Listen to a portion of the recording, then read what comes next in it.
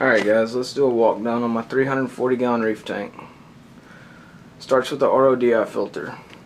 I run a booster pump, 0.5 micron sediment filter, carbon block, chloramine filter, and the DI resin, which is almost exhausted. It's a color changing resin, you can see it right there.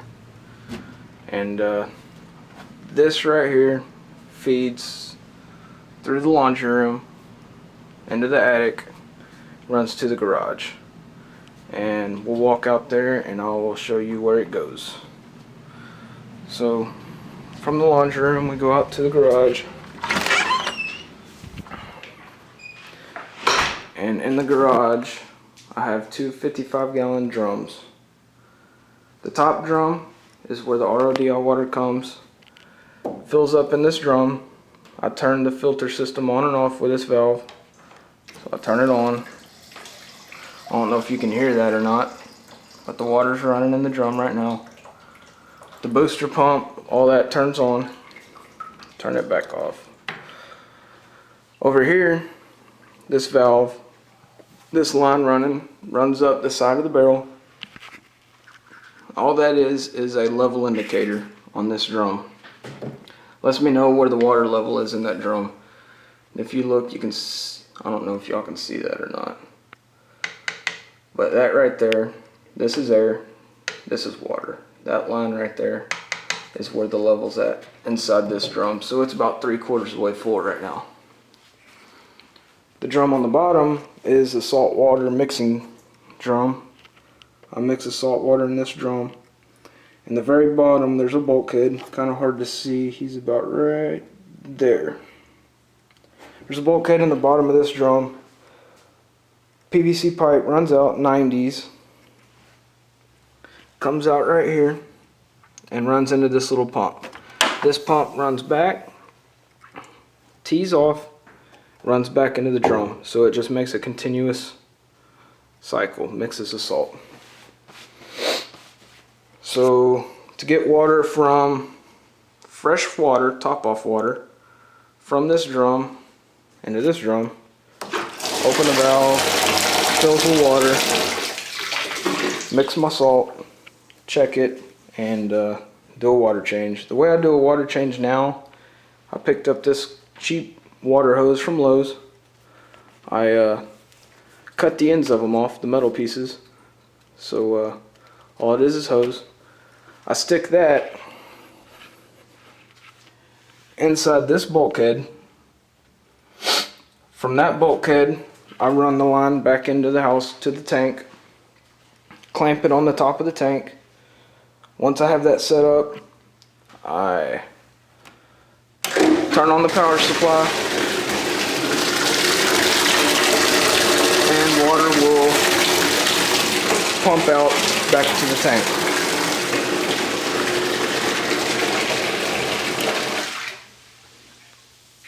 Makes it somewhat convenient. It's not too bad, not too big of a hassle, and works pretty good. So let's go back in the house, look at the tank. So inside is the 340 gallon reef tank. This tank measures 6 feet wide, 3 feet front to back, and 30 inches tall. And I've actually had this tank since August of 2012, and pretty much everything in this tank was pulled out of my 180 gallon and the equipment as well. For flow, I have two Vortec MP40s on opposing walls. They do a pretty decent job. I have a itch right now to get two MP60s, but we'll see what happens. And I don't know if y'all can see this too clearly, but those are two diamond head or golden headed sleeper gobies. It's a pair. They do a pretty good job of keeping the sand bed stirred up and clean, but not so much of a good job of keeping the sand out of the water column. As you can see, the water's cloudy and fine particles from the sand are getting into the water column. But hopefully that'll all get washed out the system, and with time I guess it'll clear up, hopefully. Mainly SPS coils. Every piece in here was started from a small frag. First coil I received SPS wise is that green slimer in the back, you can see. He was probably the size of my pinky and now is larger than a basketball. But he's growing good.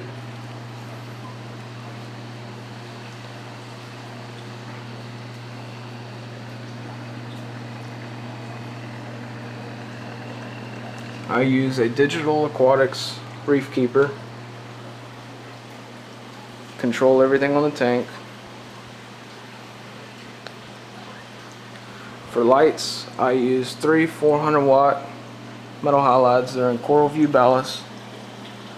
I run 20K radium bulbs in all three. Then 2 6-foot super actinic VHOs span the tank front and back. The metal halides, they run for 8 hours a day. So the VHOs turn on in the morning at 10 o'clock. They run until 9:30 p.m. and the metal halides turn on at noon each day and run until 8 p.m.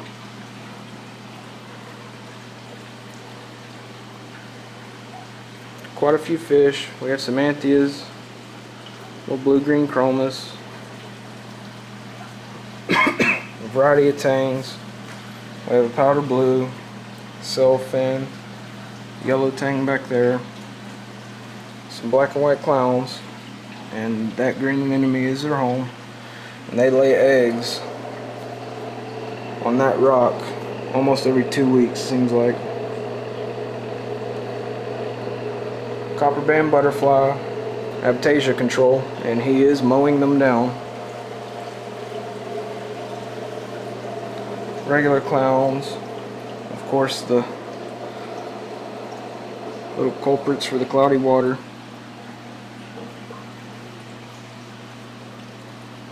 Yellow chorus wrasse. There's a mystery wrasse in here somewhere, he likes to hide. Also a flame hawk. I don't know where he's at right now. Perched somewhere. Somewhere in here.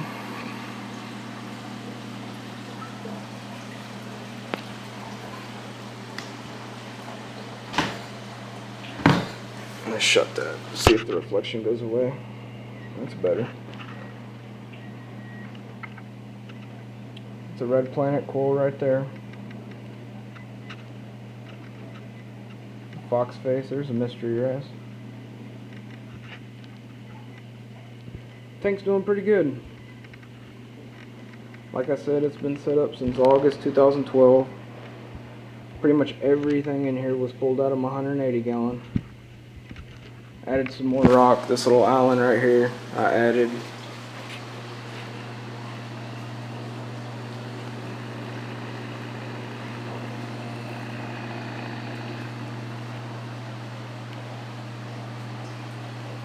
There's a flame hawk.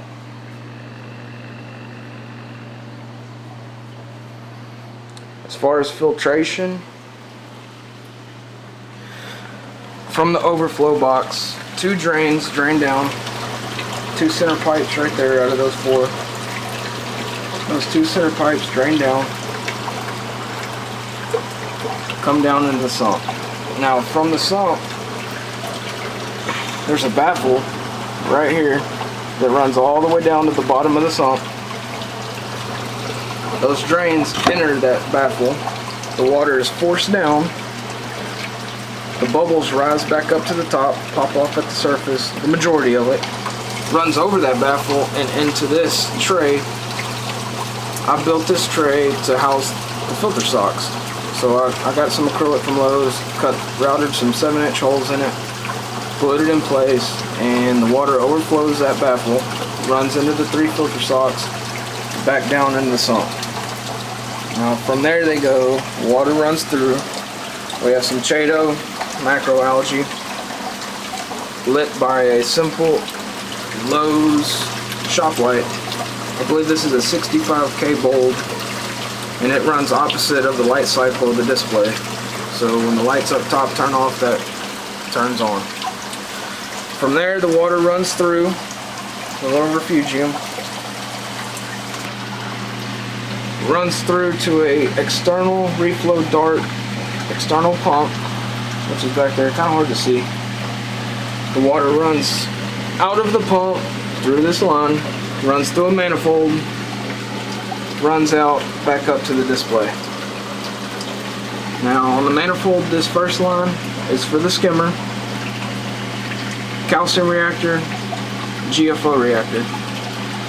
Now the skimmer is a Super Reef Octopus 6000 external skimmer. Does a really good job, and this is something I've added since I bought this tank. I actually, girlfriend got me this for Christmas, and it does a really good job skimming this big tank. I had a Super Reef Octopus 3000 cone skimmer on the 180, and felt the need to upgrade. The waste from the skimmer runs through this line right here, runs into a Reef Octopus collection container. This container, it's hard to see, that white solenoid valve in there, little float valve, sorry. As soon as that skim mate comes up and reaches that float valve, it will turn off the skimmer through this little outlet right here. The skimmer plugs in this outlet. It'll turn the skimmer off. And I recently purchased this. Is it needed? Probably not. Most cases, probably not. But one day I had the itch to adjust the skimmer before I left for work, and the skimmer actually overflowed. The water came up through the collection cup, and this skimmer has a built-in drain, which is right here. So once the water reaches so high, it'll just drain right back in, keep it from overflowing. Well, as the skimmer was making bubbles, it was sending bubbles out of the holes on the collection lid, and in turn ran water in the bottom of the stand and out onto the tile and in the living room, which wasn't good. But hopefully that won't happen again with this. The skim mate overflows, turn off that float switch, and the skimmer powers down, which shouldn't happen with regular maintenance. You know, that shouldn't happen, but worst case scenario. The second is the calcium reactor, which is right here.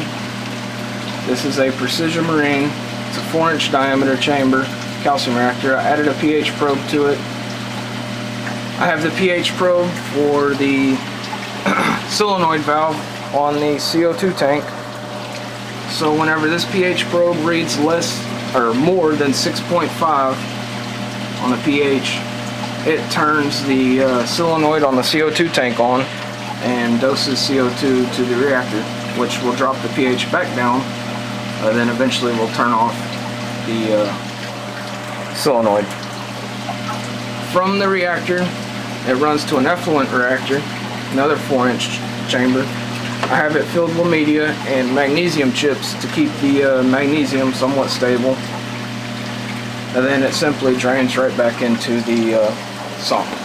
That blue line right there dripping.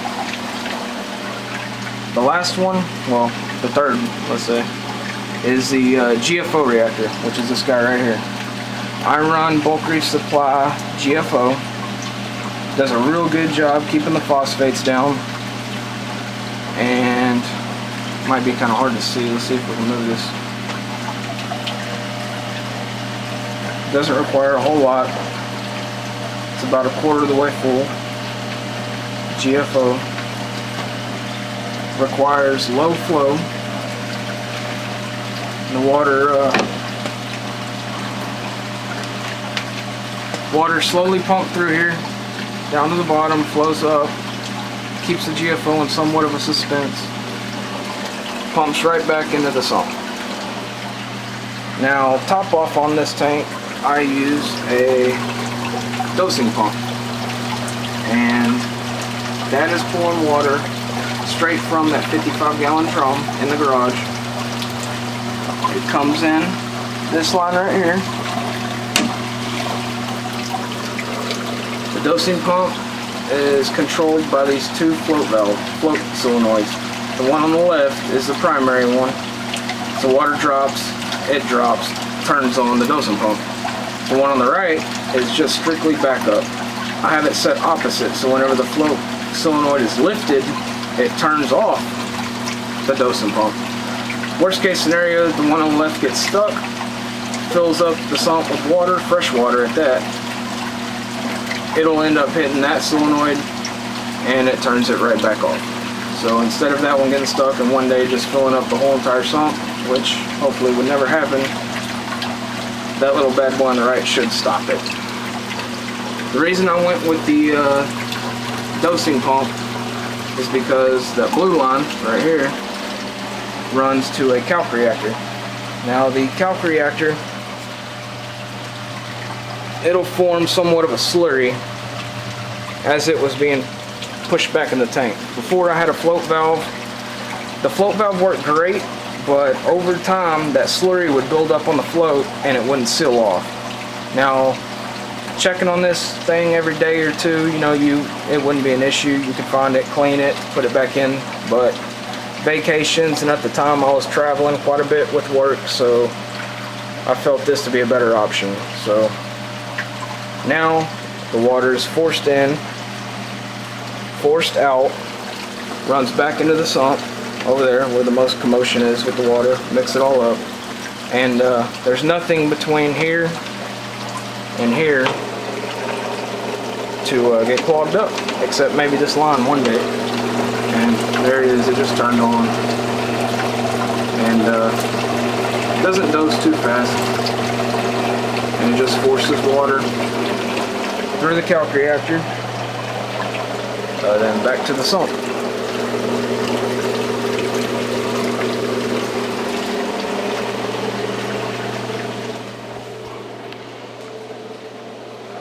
Tank's doing pretty good.